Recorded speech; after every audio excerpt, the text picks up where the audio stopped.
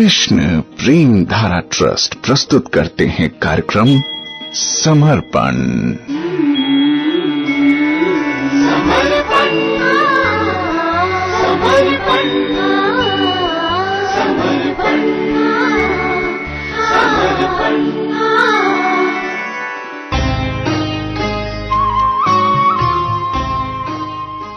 कार्यक्रम समर्पण में आपके साथ हूं मैं प्रेम धारा। नमस्कार, कैसे हैं आप सुन रहे हैं दत्तात्रेय जी द्वारा ली गई शिक्षाओं पर आधारित हमारा विशेष कार्यक्रम।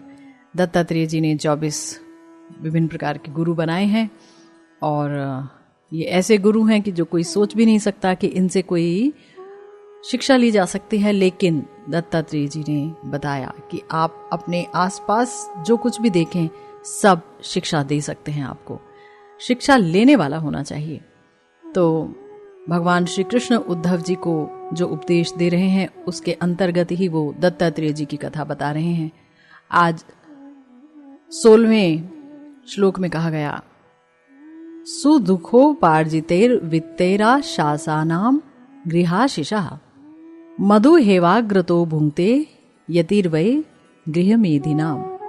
कि जिस प्रकार शहद चोर मधुमक्खियों द्वारा बड़े ही परिश्रम पूर्वक एकत्र की गई शहद को निकाल लेता है, उसी तरह ब्रह्मचारी तथा सन्यासी जैसे साधु संत पारिवारिक भोग में समर्पित गृहस्थों द्वारा बहुत ही कष्ट सहकर संचित किए गए धन के भोग के अधिकारी हैं।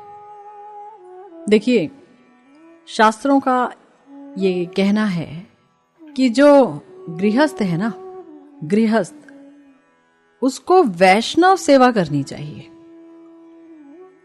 विरक्त लोगों को सबसे पहले खिलाना चाहिए।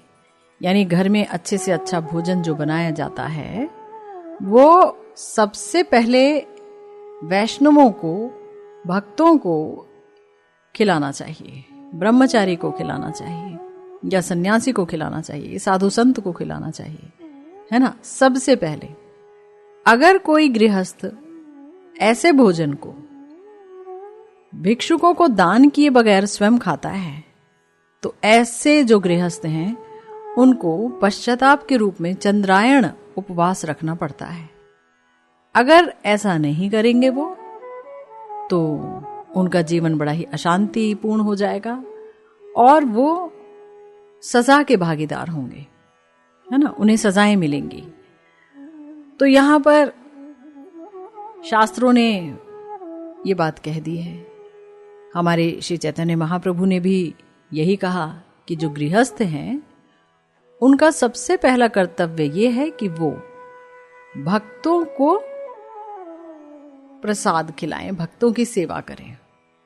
तो जब भक्तों की सेवा होगी तो गृहस्थ शांतिपूर्वक जीवन जी सकेंगे, वो आध्यात्मिक प्रगति कर सकेंगे, भगवान की तरफ बढ़ सकेंगे, क्योंकि उन्हें संतों का आशीर्वाद प्राप्त होगा, संतों के शुभ वचन प्राप्त होंगे। क्योंकि संत अगर घर पर आएंगे और उनको भोजन कराया जाएगा तो संत भगवान की बात किए बगैर भला रह सकते हैं? कभी भी नहीं रह सकते हैं। तो यहां पर इस श्लोक में बताया गया कि जो वैदिक आदेशों का पालन करते हैं, ऐसे जो गृहस्थ हैं वो बहुत ही मुश्किल से धन को एकत्र करते हैं, खूब कमाते हैं, कष्ट सहते हैं। देखिए, भजन करने में कोई कष्ट नहीं होता। भजन आनंदमय है, भक्ति आनंदमय है, परम आनंद देती है, सांद्र आनंद देती है ना। लेकिन कमाने में बड़ा कष्ट है, कमाने में बहुत कष्ट है, तो वो कष्ट झेलना पड़ता है। उसके बाद अगर पैसा आता है तो वो जो पैसा है, अगर कोई गृहस्थ अपने आप अपने इंद्र तृप्ति में लगाता है और भगवान के भक्त और संतों का वो सत्कार नहीं करता है, उनकी सेवा नहीं करता है, तो वो अपने पद से गिर जाता है ना, उसको बहुत कष्ट मिलता है। तो यहां पर ये बता रहे हैं दत्तात्रेय जी कि जो लोग अपनी इंद्रियों की तृप्ति में मस्त रहते हैं, उन्हें कहा गया है गृह मेधी। ये गृह मेधी नहीं जानते हैं शास्त्रों के आदेशों को, ना ये शास्त्रों में कोई श्रद्धा ही रखते हैं। इसीलिए इन गृह मेधियों के कारण पूरा जगत आज हिंसा और कष्ट की टूटन से पीड़ित है। तो यदि कोई व्यक्ति आराम से जीना चाहता है, भक्ति में भी आगे बढ़ना चाहता है, तो उसे वैदिक आदेशों का पालन करना चाहिए। भगवान के भक्तों की सेवा में अपने आप को लगाना चाहिए, अपने धन को लगाना चाहिए। अगर वो ऐसा करेगा तो भगवान उस पर बड़ी ही कृपा करेंगे। तो ऐसा पहले होता था, जिस समय दत्तात्रेय जी ये बात कह रहे हैं कि भाई जैसे मधुमक्खियां बहुत ही परिश्रम पूर्वक शहद को एकत्र करती हैं और शहद चोर आता है और वो बड़े आराम से शहद को निकाल के चल बनता है, ऐसे ही जो साधु संत हैं वो गृहस्थों के द्वारा बड़े ही कष्ट से संचित किए गए धन का भोग करने के अधिकारी हैं। तो इसलिए सन्यासियों से या साधु संतों से एक सीख ले रहे हैं हमारे दत्तात्रेय जी। वो कह रहे हैं कि देखो भाई, ये जो ब्रह्मचारी हैं या ये जो भक्त हैं, इन्हें अपने भोग के लिए, अपने खाने पीने के लिए कोई उद्यम नहीं करना होता है, उन्हें सोचना नहीं होता है। गृहस्थ व्यक्ति को ही उनके लिए प्रयास करने होते हैं। यह हुआ करता था पहले बहुत ज्यादा, क्योंकि पहले हमारी सभ्यता हमारे शास्त्रों पर आधारित थी। शास्त्रों को लोग जानते थे, मानते थे।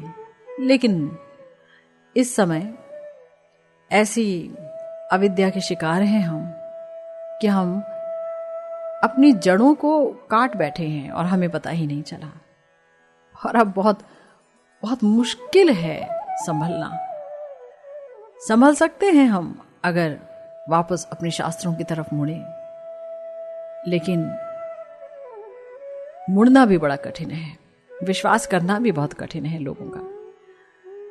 बहरहाल ब्रह्मचारी से उन्होंने ये सीखा। और भी एक अन्य श्लोक में दत्तात्रेय जी कह रहे हैं कि ब्रह्मचारी को किस प्रकार से रहना चाहिए। ग्राम्य गीतम ना शृणुयाद्यतिर्वनचराः क्वचित् शिक्षेत हरिणाद्वद्धान मृगयोर गीत मोहितात। अर्थात वनवासी सन्यासी को चाहिए कि भौतिक भोग को उत्तेजित करने वाले गीत या संगीत को कभी ना सुने। उल्टा संत पुरुष को चाहिए कि ध्यान से उस हिरण के उदाहरण का अध्ययन करे जो शिकारी के वाद्य के मधुर संगीत से विमोहित होने पर पकड़ लिया जाता है और मार दिया जाता है। तो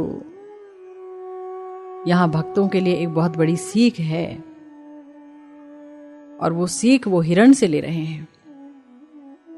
वो कह रहे हैं कि अगर किसी ने भगवान के भजन के लिए सब कुछ त्याग दिया तो भी वो डर के रहे, क्योंकि ये जो इंद्रियां इतने समय से विषय भोग करने की अभ्यस्त हैं, ना जाने कब दोबारा से इंसान को अपनी चपेट में ले लें, अपने संस्कारों की चपेट में ले लें।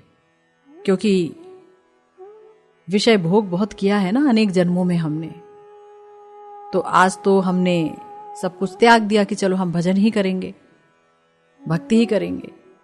अगर त्यागा नहीं, हम गृहस्थ हैं और वहां भी हम भजन कर रहे हैं, तो वहां भी सावधान रहना होगा, क्योंकि हम जैसा संग करेंगे हम वैसे हो जाएंगे, है ना। अगर हम घर में रह करके भजन नहीं सुनते, भगवान के नामों का कीर्तन नहीं करते, और हम रेडियो पे, टेलीविजन पे, इंटरनेट पे गाने सुनते हैं, फिल्मी गाने या कोई दूसरे गाने, और संगीत भी ऐसा ही सुनते हैं, गीत भी ऐसा ही सुनते हैं, जिससे कि भौतिक भोग उत्तेजित हो, उसके अंदर अश्लीलता हो सकती है, उसके अंदर ये उत्तेजना हो सकती है कि चलो भाई मुड़ो, ये जिंदगी क्या है, जिंदगी जो है पल दो पल है, और वो पल दो पल में बस मज़े ही लेना है, और वो दुनिया भी मज़ा लेना है, कल हो ना हो। और इस तरीके से इंसान जो है उस गीत और संगीत के चपेट में आ जाए तो फिर क्या होगा, धीरे धीरे धीरे धीरे धीरे धीरे इंसान का मन भजन में से हटने लगेगा, उसके अंदर भौतिक बंधन के सारे गुण उत्पन्न हो जाएंगे। इसलिए अगर कानों को हमें प्रयोग में लाना है तो अपने कान के द्वारा सिर्फ भगवान के बारे में सुनना चाहिए, भगवान के बारे में अगर कहीं कोई उपदेश है उसे सुनना चाहिए, भगवान के नामों का गान करना चाहिए, उनके रूप उनकी लीला का कीर्तन करना चाहिए, और वही सुनना ही चाहिए, और कुछ भी नहीं सुनना चाहिए उसके अलावा। अगर हम ऐसा नहीं करते हैं तो हम स्वयं को धोखा देते हैं। यहाँ पर हिरण का उदाहरण दिया गया कि अगर इंसान अपने आप ये बात समझ नहीं रहा है तो वो हिरण के बारे में सोचे। हिरण की जो कमजोरी है वो है अच्छा संगीत, और शिकारी इस बात को जानता है। शिकारी क्या करता है, शिकारी हिरण को फंसाने के लिए, उसे पकड़ने के लिए बहुत अच्छा संगीत चला देता है, और मधुर संगीत से विमोहित होकर के हिरण दौड़ा चला आता है, तो उसको पकड़ लिया जाता है और मार दिया जाता है ना। तो हिरण बेचारा अपनी जान से जाता है, क्यों? क्योंकि वो अपने कानों को तृप्त करना चाहता था, उस लोभ को वो हटा नहीं सका। तो जब भी हमारा मन किसी दुनियावी बात की तरफ जाए, गप सुनने की इच्छा हो कि उनसे गप्पें सुन लें, उनसे चुटकुले सुन लें, अच्छा गीत सुन लें, अच्छा संगीत सुन लें, तो हिरण का जो एग्जाम्पल है उसको याद रखना होगा। तो हिरण से बहुत बड़ी सीख ले रहे हैं दत्तात्रेय जी कि कान भी फंसा सकते हैं, कान भी मृत्यु का कारण हो सकते हैं।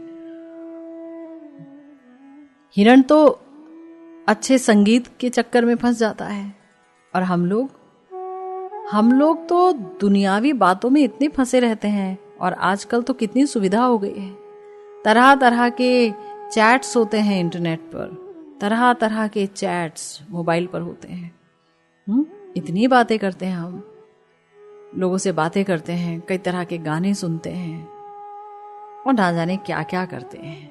और ये सब कान से जब करते हैं तो हम समझ नहीं पाते हैं कि शास्त्र कहते हैं कि अगर हम ये काम कर रहे हैं तो कान जो है हमारे वो बिल जैसे हैं, छेद जैसे हैं, और इनका कोई उपयोग नहीं है अगर हम भगवान के उपदेश ना सुने, भगवान की कथा ना सुने। जैसे मेंढक टर टर करता है और सांप आकर के उसको खा लेता है, ऐसे ही अगर हम दुनियावी बातें सुनेंगे, दुनियावी बातें करेंगे, तो काल हमें निगल जाएगा, और मनुष्य जीवन जो हमें बड़ी ही मुश्किल से भगवान ने दिया था वो हमारा पूरी तरह से बर्बाद हो जाएगा। याद रखिए।